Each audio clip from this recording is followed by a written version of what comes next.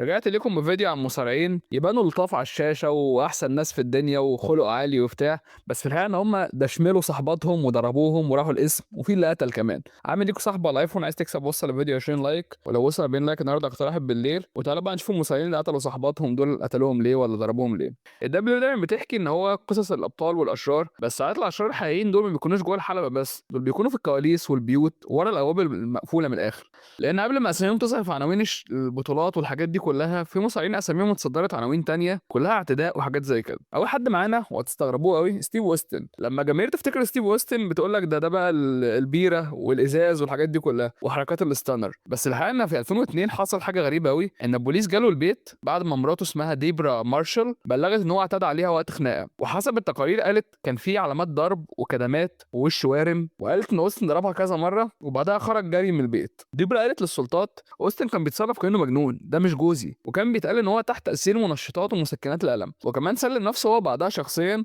بفتره قصيره وقال لك انا مش معترض على تهمه العنف المنزلي دي، ودي حاجه يعني ثغره كده في القانون عشان يتجنب الاعتراف بالذنب، بس برضه بياخد عقاب، فاخد سنه مع ايقاف التنفيذ وغرامه و80 ساعه خدمه مجتمعيه. الدبليو دبليو بعدها بعدت عنه في سكات كده وقت الحادثه، واوستن وديبرا اتطلقوا 2003. بس حكايه ديبرا ما خلصتش هنا، في لقاءات بعد كده وصفت سنين التلاعب النفسي اللي كانت مع اوستن فيها، وقالت الدبليو دبليو ضغطت عليا بشكل مش مباشر عشان اسكت عن الاعتداء اللي كان بيعمله، لان هم بيحموا النجم بتاعهم وكده، وده على فكره يا جماعه مكمن عمله حتى مع جيمي سنوكا بعد كده لما قتل واحده حد، وقالت علنا كده انا استخدمت اوستن المخدرات وبتاع، وكان دايما اوستن ده شارب ومصطبح وكان اوحش بكتير من الناس متخيلاه. وفي 2004 في ست تانية اسمها ممثله تيس برو قالت الراجل ده برضو ضربني في البيت وكده، واوستن طلع انكر وقدم قضيه عكسيه ان هي بتتجنى عليه يعني. بس بالنسبه كتير للفانز الموضوع ما بقاش مجرد صدفه، وبقى عارفين ان اوستن وراه صوره مهببه وسمعه زي الطين.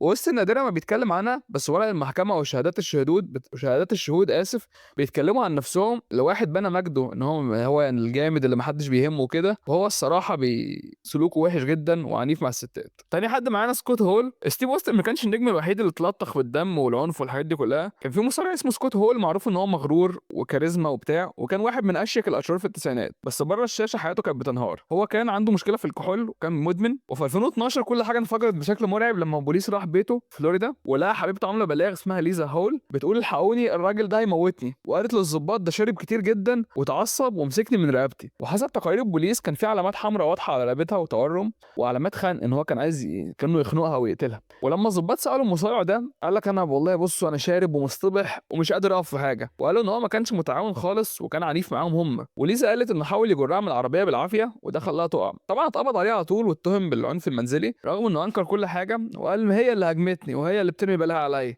انا بس كنت بحاول اكتفها عشان اهدي الجنون اللي هي فيه ده. بس تقارير البوليس بعدها رسم صور تانية خالص واتقبض عليه بشكل مهين ومحزن لكارير مصارع زي ده. كان وقتها هو مع التي ان ايه حتى وبيحاول يرجع تاني، بس الشركه طبعا مسحته على طول، والتهم مع تاريخه الطويله دي شوهت سمعته. وعلى فكره يا جماعه المصارع ده برده كان ليه مره كده كان في بار تقريبا، وفي واحد حاول يتهجم عليه فطلع رصاصه وقتله بالمسدس، فبعد كده قال لك انا فضلت احلم بالراجل ده طول حياتي وبتاع، فهو كان ليه كارثه تانية يعني.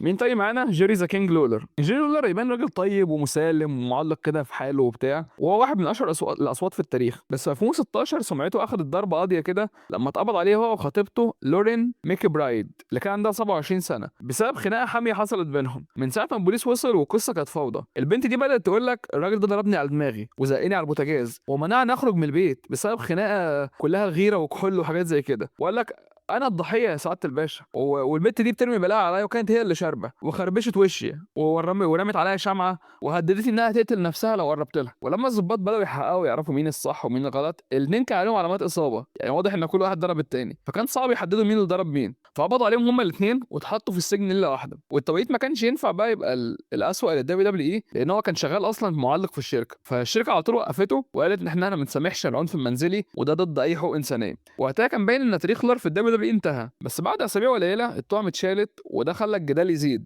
هما مين الصح ومين الغلط، وبداوا الاثنين يطلعوا يقولوا ايه الموضوع كان سوء تفاهم واحنا متنازلين وخلاص، والخناقه كانت متبادله فعلا. وبعد كده رجعوه التلفزيون، بس الجماهير كانت خلاص عرفت الحقيقه ان ده راجل مش طبيعي يعني. وعلى فكره يا جماعه جيري لولر ده برده مره كان في مصارعه لو تفتكروا معايا اسمها زكات، كان هو مثلا عنده 50 سنه ولا حاجه و40 سنه والبنت دي 19 سنه وجابها كده من المدرجات وفرض سلطته على الدبليو دبليو اي ان هم يخلوها مصارعه، وكانت بنت مش محترفه خالص، وحتى في لحظه كده كانت بتحتفل الحلقه اهتمامها كلها لما خدت بطوله يعني. مين تاني معانا؟ جولدست او داستن رودز، اخو كودي رودز.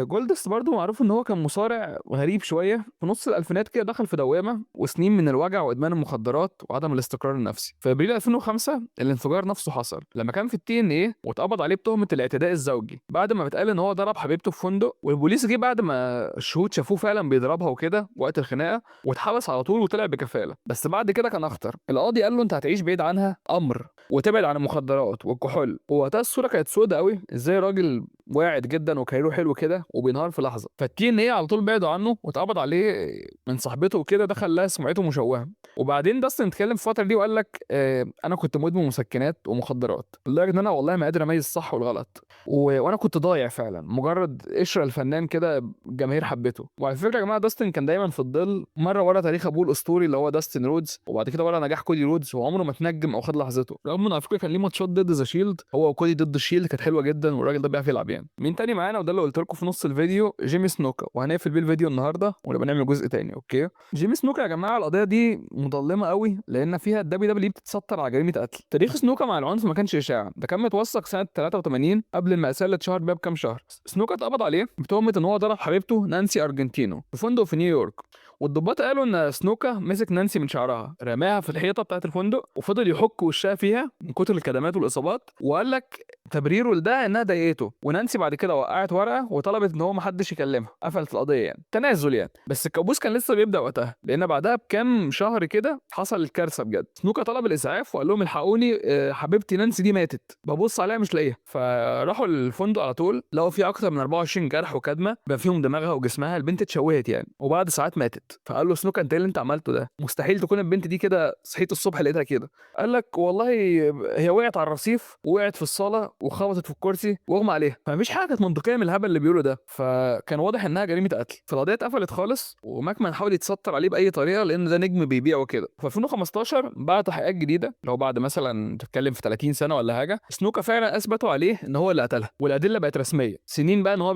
بيتلاعب بيها وبيعتدي عليها، وان ماكمان كان بيتستر عليه. فجه بقى الادهى من كده والامر ان هم قال لك ده احنا في 2017 خلاص الراجل ده عنده 80 سنه ولا حاجه، وبدا يجي له زي ديميشيا او خرف، مبقاش فاهم الحياه اصلا، فازاي تحاكموه؟ فالراجل ده عمل الجريمه دي وما اتسجنش يوم واحد. ولحد النهارده ناس كتير شايفين ان النظام حمايه بتاع الدبليو دبليو اي، ودي جريمه في حق ماكمان ان هو يعمل حاجه زي كده. البنت دي برضو بريئه وماتت بغدر يعني، خصوصا انها كانت متنازله قبل كده عنه، فهو المفروض كان يحس على دمه وما يعملش الهبل ده تاني. الفيديو الجاي ان شاء الله هتكلم عن اوديسي جونز وبيلي جاك هاينز وجيك اتلس وجون موريسون وكريس بينوا، تمام؟ لان الفيديو ده كده هيخش في تلت ساعه ومش هينفع. يا جماعه والله انا عندي مشكله ان انا هعمل ضرسي اصلا حشو عصب النهارده، وعندي كوارث كده كتير، فاتاخرت عليكم يوم كامل ما نزلتش فيه، ومنورين عندي والله. وفي برضه المحتوى بتاع الملخصات ده اللي مهتم يخش يتفرج عليه، هسيب لكم تحت في الكومنتات. مع السلامه.